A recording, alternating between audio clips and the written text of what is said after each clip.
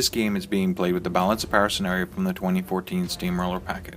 Kill Box Artifice is not in effect, and the scenario consists of one zone and two flags. The friendly flag can be dominated, causing your opponent to lose 1 CP to a minimum of 0. The zone can be controlled for 1 CP or dominated for 2 CPs, and the enemy flag can be controlled for 1 CP or dominated for 2 CPs. Win condition consists of 5 control points or caster assassination. Hey everybody, this is Gaston, and today we are playing with Servath E-Reznik, Wrath of Ages. And today we're also taking his theme force, Weighed and Found Wanting, Tier 3. This force includes a lot of knights, a lot of medium base models in order to take best advantage of that advanced move granted by the Cinerators. Additionally, we have an Arc Node and Reclaimers along with the Devout in order to help protect Reznik, in order to be able to get his spells out there, in order to take the focus load off of him, so he can be a max armor 25 with no spells targeting him. Pokey here. I went with E-Sorcha, Epic E-Sorcha, the War Dog, Beast 09, the Demolisher, a max unit of Shocktroopers, a max unit of Demo Corps, the Great Bears, a max unit of Winter Guard with the unit attachment, Kovnik Joe, and the Iron Fang Kovnik.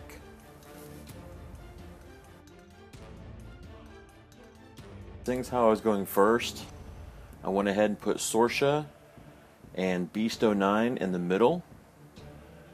Then I moved the other jack more out to the end because I was hoping to use it as a defensive piece on the flag.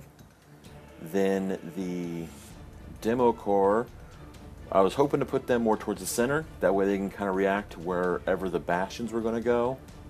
The Shocktroopers, I wanted them on the lower side to hold the zone and potentially capture the flag, if need be. The Kovnik is in there to allow them the shield march. Plus it also doesn't hurt to have another weapon master in the list. The Winter Guard are going to the other end, with Kovnik Joe sitting right next to them. My hope was to keep him close to the other jack so he'd be girded, and then the Great Bears went into the back line for a secondary offensive. So my deployment went a little bit differently than I normally do. Ordinarily I like to put Reznik on a flank, and then have him use that in order to, come in, make some attacks, and then back out. And it's a lot easier to control the threats to him by doing that. Unfortunately, in this scenario, in this table, I had a big honking forest right in the middle of my army, or right in front of my army, I should say. So that forced me to put him straight up in the middle of the army because he's the only model really with Pathfinder. The Errants do as well, but the beef of the army is the medium-based infantry.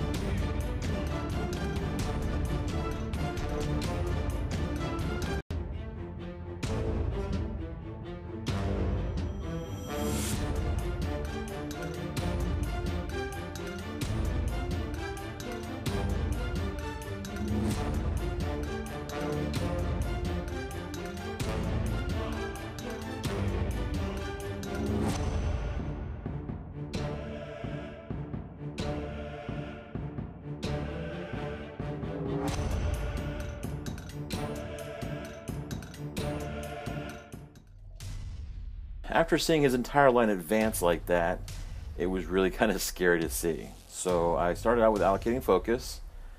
I allocated one to the Demolisher, and then thanks to the heavy boiler, I didn't have to allocate one to Beast 09, who started to turn out by running. Then the Kovnik activated, gave shield march to the Shocktroopers. Then he ended up running because, need to get out the field, hopefully get in the zone. Armor 25 is nothing to sneeze at. Now I'm marking down different abilities. Kovnik Joe just did Fearless and Tough on the Winter Guard and then advanced up into base to base the Demolisher to be girded, because everybody likes being girded. No blast damage. Not that there's much blast damage, but it's good habit to get into. So then I activate the Demo Core, and they run. And of course, instead of spreading them out, I left them all clumped up. Then the Shocktroopers activated. They advanced their +2 inches and took the shield wall order. And because of the way the terrain was set up, I really kind of squished everything together. Unfortunately, it's going to hurt me in a minute. Activating E-Sorcha, she advances. Really thinking about casting something, but I don't. I figure I just go ahead and sit on the focus. The War Dog activates, he advances right behind her, because everybody needs a trusty dog. And now and before she finished her advance, she did press forward on the Winter Guard. And now the Winter Guard did their +2 inches because of press forward, advance, and then they did bob and weave. Now here's where I was talking about getting myself kind of blocked in. The Great Bear is activated, and all they could do was just scooch in behind everybody at the front line. So, turn 1, pretty much everything runs up. Reznik will put Death March on the Errants. He'll put Lamentation on himself. But I wanted to take a moment to actually talk about the list composition and what it's out to solve and what it's out to do. When I was going through and trying to put together lists for Reznik, I had actually a very difficult time coming up with how I wanted to run him, what I wanted to take with him. So I went back to a lot of the other Protector Warcasters and saw who really is greedy, who doesn't want to give out focus, who wants to keep it all, who wants to be safe. And one of the ones that really jumped out at me was Epic Krios, his second incarnation, and how you run a lot of Weapon Masters with him. So that's kind of the direction I started going with him. And in that sense then, I went back to Weighed and Found Wanting, and I'm trying to determine right now, and this is a very experimental list for me still, if the advanced move outweighs losing the Hierophant and losing the Pathfinder for the list. The other thing that I really like about the Theme Force is you get these Reclaimers, and they start with a soul. So one of the other decisions that was being made here was, do I take 2 units of Knights Exemplar, give me another 12 Weapon Masters and 10 points, or do I take the 2 Reclaimers and the Revenger to give me an Arc Node that I can then fuel pretty much for the rest of the game just using these souls that I've collected. And then on top of that, I have the souls from the other Reclaimer. He can just pair along with the Devout, and he can put up Spellberry every turn for free and allow Reznik to be, this tank, this unstoppable monster. And that's kind of the concepts that we're looking to test out here, test out this list. The other nice thing about the Theme Force is that since you can pull off as many racks as you want, you can get all the spells up, and he can still give focus to the Jacks on turn 1 and save the Reclaimers for later. Okay, with everything that got advanced, now it's a matter of trying to figure out, can I draw First Blood? Can I do it without receiving too much of a bloody nose for it? Beasto 9 is my best option to try to get those Errants that are behind the wall, but I'm not 100% sure, so I gotta check and make sure that he'll be able to get there. So I give him 1 for his Imprint of Murderous, because I'm pretty much going to cast Boundless Charge, which will make him charge for free, and give him +2 movement later on in the turn. But it's part of the planning. So to start off, I need to kind of open up the lane a little bit. So I activate the Demo Core. They end up running 2 in the zone with Reach. That kind of helps, hopefully will help block them in a little bit. Then the Demolisher activates. He runs, just towing in the zone, because I don't want that many Weapon Masters on him that soon.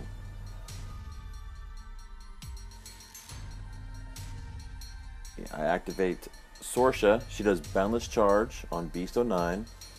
She then advances up to be base to base with the flag, and then gives the Winter Guard the Desperate Pace, which again gives them the +2. Unfortunately, I moved the Demo Core right in the way. I did have enough distance that I could have gotten both Errants with a Thresher attack, but unfortunately the demo core was in the way, so I went ahead and spent one for my to boost it to hit. I hit the one guy and I pretty much just kill him. Pound 19 will do that to a guy. The dog activates, advances up behind the one demo core. The Kovnik activates, he gives them shield march again and says, everybody move forward plus 2 inches in shield wall. And that's exactly what they do when they activate. Now he's kind of in the woods, because that's kind of a bad position for him, but I did need him to get up there to activate first to give them the extra inches. Now Kovnik Joe activates, he gives the +2 to hit, the boosted to hit, or the additional to hit dice, and then he takes a shot at an errant and misses. Now they're going to activate. They're going to advance their 8 inches because of press forward, giving them +2, which really is really helpful because it does get them up the field and it allows them to still be able to shoot and receive other orders. It's really nice. Unfortunately, I moved the entire unit, and you'll notice here in a second that I've actually forgotten one guy who blended in with the Great Bears. Unfortunate for me. But because of the captain in that unit, the Winter Guard get Grape Shot, which gives them a range 8 spray. It's only a pound 10, but for single wood infantry it's not bad, and then having the boosted to hits really helps. So I'm just going through and just spraying all these guys as much as I can. Now I will tell you, we did play this game on the clock, so this turn right here, this time that I was going through and doing all these sprays, it ate up a lot of my clock. With more practice, it'll probably be shorter, but unfortunately it does eat up a lot of your clock if you're playing this via death clock. So you do kind of have to figure out how to speed things up and realize which ones are the important ones that you really need to make sure happen. I was just kind of spraying and hoping to kill as much as I possibly could. Not really paying too close attention to what was in, what was out. It was just a matter of, let's hope that somebody's in and I can just roll some good dice to kill people. The unit also has combined range attack, so I went ahead and did a CRA with as many people that could see that one guy behind the wall, and I was able to shoot and kill him because they do still have a blunderbuss. So now that was where I found the one that mixing up with the Great Bears. My opponent was gracious enough to allow me to move him up, and then the Great Bears activated and they ran as a trio. So this is very much going to be a feat turn for me. The Winter Guard came up and they did just a bruising amount of damage to the Errants. And to be totally fair, it could have been a lot worse. Statistically, things just happened to break my way on damage rolls and would actually continue to throughout this game. For some reason, the Errants just like getting shotgunned in the face, and it's like a vacation for them. So what they're doing is they're using Death March. They're going to move forward, so that way Reznik has a nice little pocket he can move into. And one of the things I'm being very careful with is the threat ranges on his heavies. I want to get Flesh's Week out there very much to stop and slow down certain parts of the army, so that way I can kind of take him at piecemeal. But at the same time, you have to be very respectful of the threat ranges of his jacks. I mean, you're on this huge base, you are quite vulnerable to things like that until you take out the things in the army that can really hurt you. So, from that instance, I'm being very careful with measuring my control area, distances, things like that. So the Chromium's coming over, he's hopping some focus onto the Arc Node, and the Revenger's running up, and he's going to be my point to reach out and to just take the Man of War Shield Guard guys out of the game, turn after turn, hopefully. Because they're nice and munched up, perfect target for Flesh's Week. So we have Reznik, he's activating, he's popping feet, measuring his control area, arcing Flesh's Week at the exact middle guy. And look at that, it catches all of them, and I believe one of the Great Bears in the back. So we don't worry too much about damage. I think they're armor 21 with shield wall up. but they can't run, they can't charge, so they're stuck at speed 6, which is still relatively quickly. They should be speed 4, but he has the Kovnik in the list.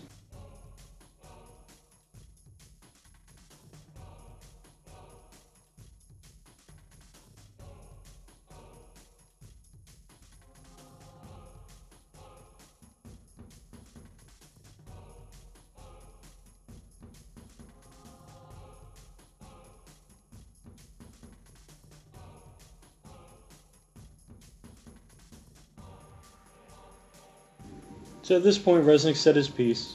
He's still camping, I believe, 4 focus. And now the Errants are going in, and they're doing their work. And what we're hoping to do here is blow up a lot of the Winter Guard. I believe Death March got upkept, which makes him effectively MAD 11. So, and they're also going into the Shocktroopers, and these guys are just blowing up. They're taking a horrendous amount of damage. And it was actually a very good feat turn for me, from the perspective of just beating those guys up. I believe it killed 3 out of the 5 of them, and the other 2 did not make it unscathed at all.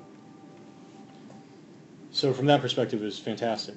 On the Winter Guard side of things, he had arranged these little blobs, I guess you'd call it, where he had got about 5 guys in the front blob and 5 guys in the back blob. And because I was charging in with the Errants, I didn't have the gunshots in order to reach back into the back blob. The feat stops quick work, which, you know, there's some give and take there. You're replacing quick work with a 4-inch AoE. So the Errants, the Winter Guard that did get touched by the Errants got touched in a very bad way, and they all went to hell. But the ones in the back were still okay, and they would continue to be a pain in the butt for my poor little Errants. And one thing I really don't want the Winter Guard to do, and I don't want to encourage them doing, is start taking pot shots at the Bastions on E-Sorcha's feat turn. And her feat turn is very, very scary to me.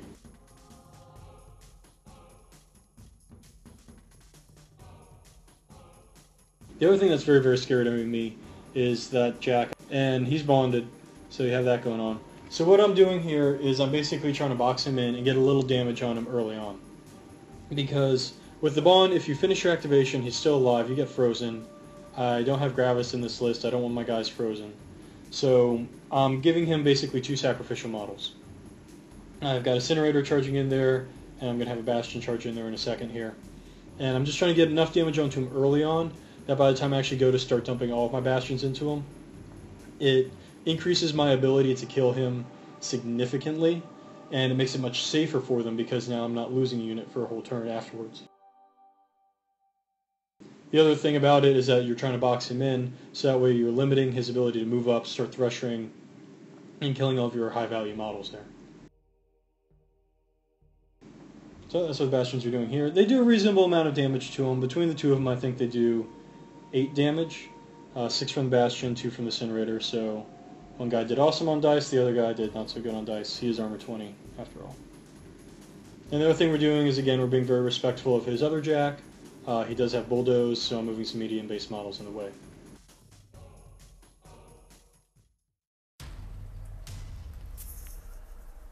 Okay, that was a pretty devastating turn. I was actually hoping for the demo core to last a little bit longer. I was not anticipating his feat doing what it did. Bravo for Gaston for playing the way he did. That was some good play. Now I have to figure out how to clear out not only the Errants, but all the medium base infantry to start collecting points in that zone. And my heavy hitters that I thought was going to be my heavy hitters are now just been destroyed. So now it's a matter of trying to see what I can do to salvage this. So I allocate focus to Beast 09. Nothing to Demolisher because he's just going to shuffle forward. I'm not going to open him up. Arm 25 seems to be pretty daunting to the Menoth army right now. So I'll just go ahead and let him be a thorn in his side, as it were. E-Sorcha then activates first. I cast Cyclone, which allows her to make it at full advance and make a melee attack against every enemy model in her melee range. So she does the advance, and then she goes to swing on all the Errants that are in the way.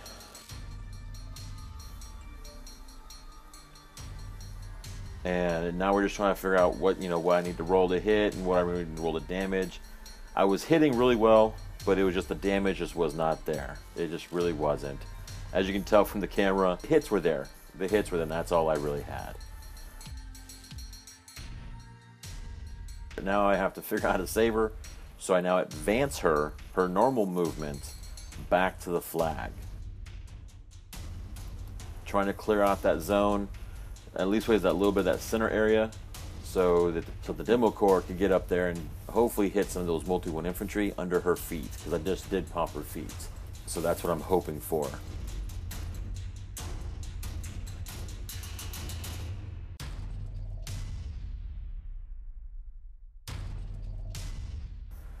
She does do press forward on the Winter Guard. Then Kovnik Joe activates, and he does the boost it to hits, because, like I said, nothing's better than, Matt and Rat 5 when you get the boosted to hit. So now I'm making sure I'm not locked in melee with any of those guys, because they have reach, I don't. I do advance the one guy over the wall, so that way he can get the locked in combat bonus and hopefully keep that one Bastion over there.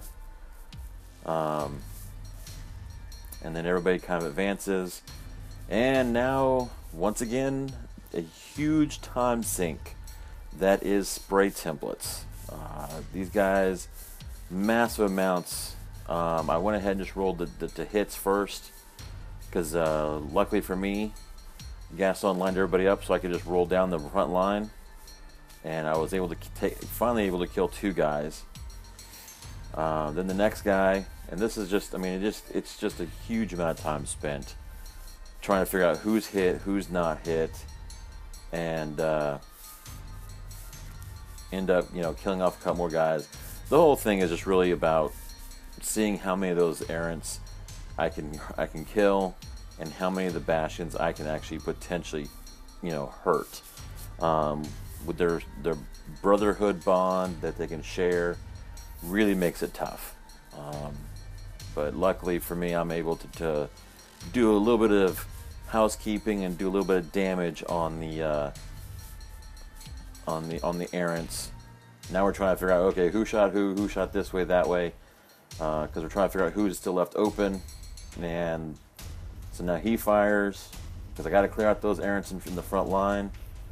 I'm able to hit and kill the one guy, which is lucky for me because I really needed that one guy out of the way, because he was blocking my Shocktrooper, my demo corps, from actually getting through the line to hitting the I think it's a Cinerator is what was there in the zone in front of him. And basically, since I only had 2 of those guys left, it was pretty much going to be a guts and glory type thing.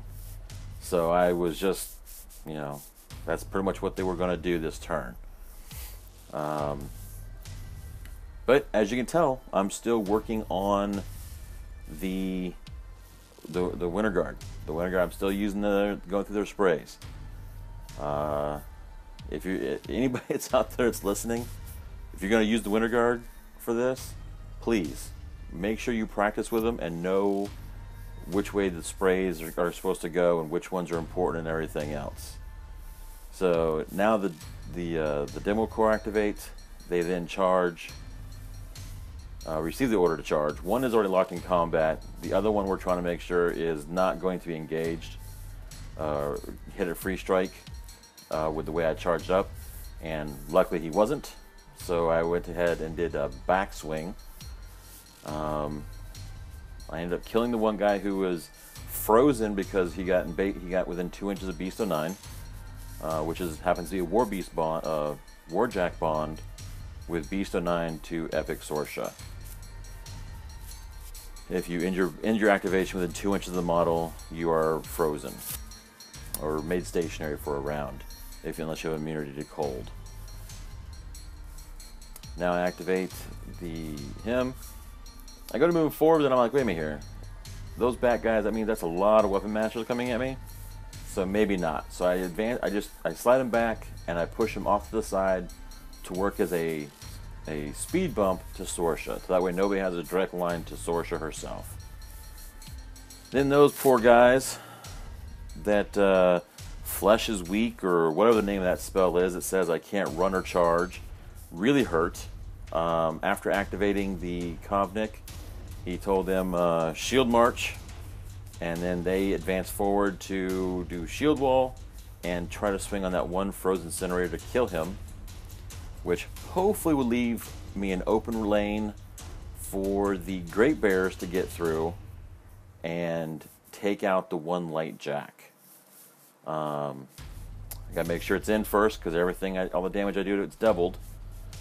So I ended up making it in, and because it has the repulsor or whatever it is, I used the first guy that's in base to base, lock him in with the other guy.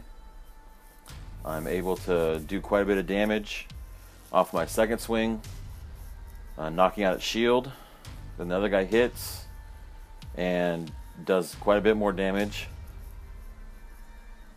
Between the two guys, that ended up taking it out, which was really good for me, because that allowed Beasto 9 the ability to potentially get where I needed him to, which was around the corner and in front of all those weapon masters. Hopefully I can get him to Thresher, because that's what he does best. So I advance him as 4. The one guy is frozen, so now I'm just checking to see who's all in my melee range, and I do one for imprint of Murderous. And now I'm just rolling to wounds and damage, and to hit and damage. And because of being pound 19, it makes it tough for those guys.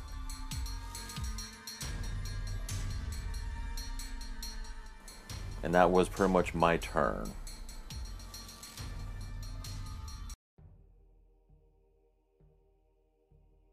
So that feat turn could have been a whole lot worse. It played out a lot how I expected. Losing the Revenger was actually a really big hurt there, and poor Great Bear management will actually plague me a lot this game. But he's got his heavy hitter out there right in front of the Bastions where I want him, and then his Man of Wars are actually really banged up, so we're going to try to take them out of the game. The Devastator did not open up, which was a little bit sad for me. I've been waiting for that jack to open up so that way I can get around the armor 25. And I've actually been keeping Reznik there to threaten that jack in case he does decide to drop the armor. So what we're going to end up with here is we're going to try to bang up Beast a little bit more, and then we're going to send the Bastions in, and then I'm going to be very careful with how I position the Bastions at the end, and what I'm hoping to do is kill the jack early enough in all the different attacks that I can take and redirect a couple of those charges onto the Great Bears and hopefully start killing them before they kill me. Additionally, all those Man of Wars are bunched up again. I'm going to try to hit them with another Flesh is Weak, keep them out of the game again. So we have the Devout moving up. He got 3 focus just in case. He takes Man of War Demo Core out of the game. So they've only got one of those guys left. And that frees up the Cinerators. And I'd really like the Cinerators to charge in order to get that extra damage on his heavy. Only one of them can see him though. And then I want the other one to go after the other Man of War. And so I'm in a very annoying conundrum here where I don't have Pathfinder, so I can't charge over that wall to get to the last Demo Corpsman, and I still want to get that extra dice of charge damage onto the heavy.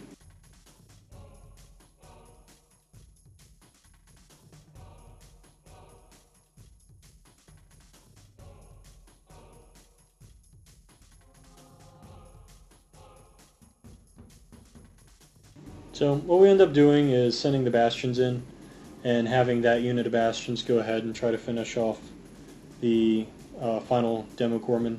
And then the rest of them, they try to charge some of the Winter Guard, get them engaged, get them attacked. I do manage to kill off the final Demo Corpsman. The Winter Guard went to Bob and Weave, so they're much harder for me to go after, and I actually miss. And I believe I failed charged on Kovnik Joe. But with that threat out of the way, it does kind of answer my question of what to do with the Cinerators.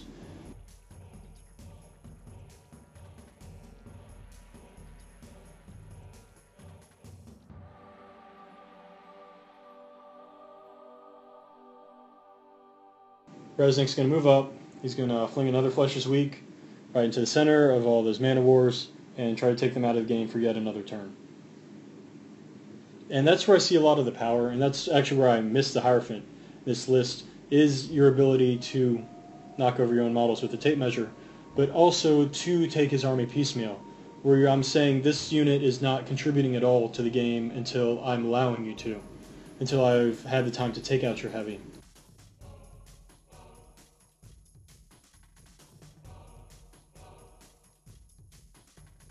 And again, the other thing I'm trying to still be really careful of is Bulldoze with a heavy jack.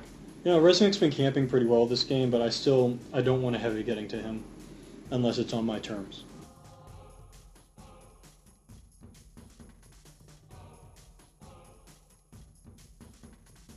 So now finally we have the Bastions charging in to the character jack. And again, we're being very careful to position them. So one, they're getting the charge bonus on the jack, but two, they're also having that opportunity to redirect onto the Great Bears, which is really what I'm looking for. I'm getting greedy. I want to kill a Khador heavy and I want to work on his character unit.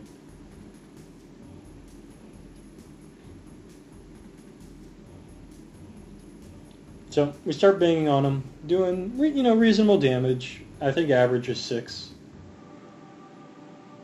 And I'm trying to remember how much one Cinerator did. The Cinerator I think did pretty reasonable damage as well. So the jack is definitely not loving life.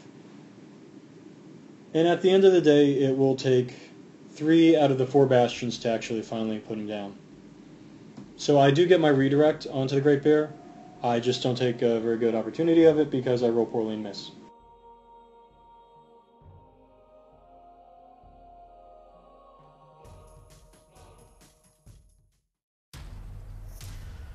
Alright, losing Beasto 9, which is going to be my heavy hitter, or my hopefully heavy infantry clearer, was bad, but I'm hoping I can recover from it, because everything is real close now. So even with the Flesh's Weak that stops me from charging with the Shocktroopers, hopefully they can at least ways get up into the zone and now contest it for the first time in the entire game. But I'm going to start with the Great Bears. They're going to receive the order to charge because I got to clear that side first, or attempt to clear that side. And so they take the order to charge. The one that's in combat, automatic, just charges the guy he's in. Other guy charges the other one. No free strikes. And then I charge clear across like that in front. And because their weapons they have a special attack called backswing, I have to declare which models I'm attacking with which attack. So I declare for the first guy that it'll go against the Bastion, and then once against the Reclaimer. Do some damage, kill off the soul guy, end up hitting the other guy because I did get a successful charge. That was a lot of damage, so he just went ahead and just took the guy. Backswing was on the other guy, the initial, able to do some damage there. And then the final guy who charged up there, he's gonna forego the Cinerators and actually swing on the Bastions because the reach allows him to get to both Bastion models. And so we do the swing. Thank goodness Weapon Masters kills off the one. Ends up, if I get roll it dice flat, ends up hitting, doing enough to kill him. So now I'm down to 1 Bastion on that one side. Now the Shocktroopers, they advance with Shield Wall. Unfortunately, once again, it's back to 4 inches because that's as fast as they can move. But the ones that can are swinging on the one lone Cinerator. Thank goodness they have a high mat. The other one is swinging just out of swinging on the last Bastion in the zone. And then the others are just swinging on the other unit of Bastions to the top of the screen. Now the Kovnik's going to activate and he's going to charge the Bastion, because why not? He's over there, didn't do anything else. Swings and does quite a bit of damage, able to kill off the last one. This game has been really brutal. It's been really brutal. It's been back and forth. Who's killing what, and just models are being removed from the table. So now Kovnik Joe activates. He actually does the additional die to hit, and then he charges the one Bastion. I was hoping to do more damage, but unfortunately he didn't. So I think poor Kovnik Joe is going to go down this time. So now the Winter Guard activate, and they end up doing their thing. Now, about this time, I'm actually really running short on time. I forget how much time, but it's a lot. It's not very much time left in the game, and I really am really running low. But I do need to try to kill as many of these models as I can to clear the zone, to cripple them. If this is a tournament, you know, collect points. But yeah, right now it's just a matter of trying to go through and just kill off as much as I can. Activate the Demolisher, he goes forward. With Bulldoze, he actually ends up pushing the guys to the side.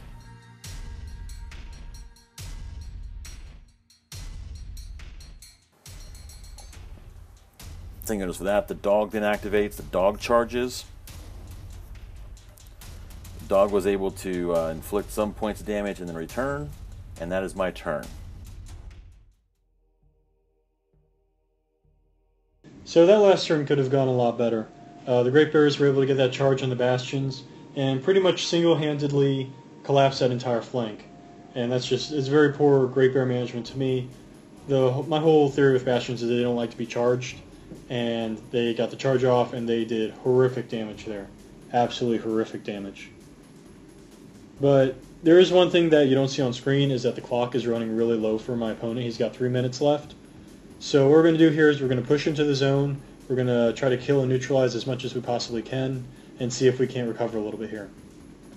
So we've got the Devout rolling up. He's banging on some of the Man of Wars. And I think they're armor 21 still with the shield wall and everything up. But I think he gets him down to pretty reasonable even with just boosted POW 13s. There's no choir here. And with that going on, then the Bastions activate. They swing on some Winter Guard, and then they also swing on the Man of War there. And we're just checking to make sure they're all in formation.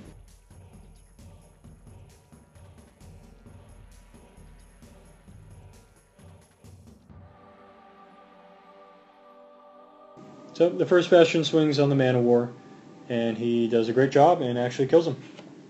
And this is very important to me because it opens up a gap for my sped up Cinerator to walk in there, to engage both of them, lock them down, so they don't go running and charging off somewhere annoying, and also to try to get a little bit more damage on them.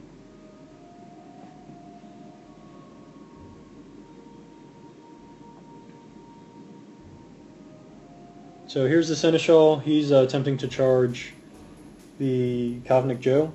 I just had a blonde moment. I forgot that white template's a forest, so with that Pathfinder he didn't make it in. And now the Cinerators are going up. One ended up taking a free strike, but he absolutely needed to get out of Reznik's way so Reznik can charge in there and pretty much just try to clear out all of those models. Then the other Cinerator moved up to lock up the two other Man of Wars. So Reznik's pulling off the Wrack. He's putting Creator's Wrath on himself. And we're being very careful about the way you charge here, because if you accidentally kill your impact attack, and that is your charge target, then you just keep going and you lose the rest of your activation. So I'm trying to charge a model in such a way that I get an impact attack, and then when I turn and face, I'm getting all those other models that I want to attack in my front arc. So I think at the end of the day I end up charging one of the Great Bears, and then impact attacking another one. And here we made a minor rules snafu. I couldn't remember for the life of me if the no tough portion of his card affected impact attacks. It does. I just, at the time we're on the clock, we're playing game, I didn't want to be taking advantage if it didn't, so I went ahead and let him have the tough roll, which naturally gamer karma he made. But otherwise, Reznik rolls in here with Creator's Wrath, just starts buying attacks and killing fools left and right. He does have one bad attack where I think I rolled a 4 to hit and I needed like a 5. But pretty much every other attack just eliminates all the Great Bears, it eliminates the Kovnik, and then we're just going to camp the rest. I'm out to kill all the weapon masters, so that when he does charge me, hopefully I'll be able to survive it. Okay, I am down to like 5-6 minutes left on my clock. Actually, it might have been 7, but I am down to the bare bones minimum. If I can't figure out a way to kill his caster, he's just going to wrap me up and just finish me off, and I'm going to pretty much kill myself by time. So I activate the 2 Shocktroopers that can actually do something. They go for a charge, and the other guys just kind of advance. I do the ones that are important over there. Unfortunately, because of the, I was able to ding up his caster some, but not quite do as much as I was hoping to, if I could just keep my dice on the table. Then the other guys, they swing. I should have probably just foregone this portion, but it's something I have to do. I mean, you have to activate every model. Every model has to make its attacks and everything else. I then activate my caster. She does 2 for Cyclone, and then charges his caster. I'm not asking about his stats, because this is an all or nothing. This is either I do this or I don't, and it's either I do it and I win, or I fail and I lose. I'm able to hit. I'm able to do some damage. I have just enough to buy an attack, boost it to hit. I hit, and now I have to boost the damage to do it. And that right there is a great roll, allowing me to win the game.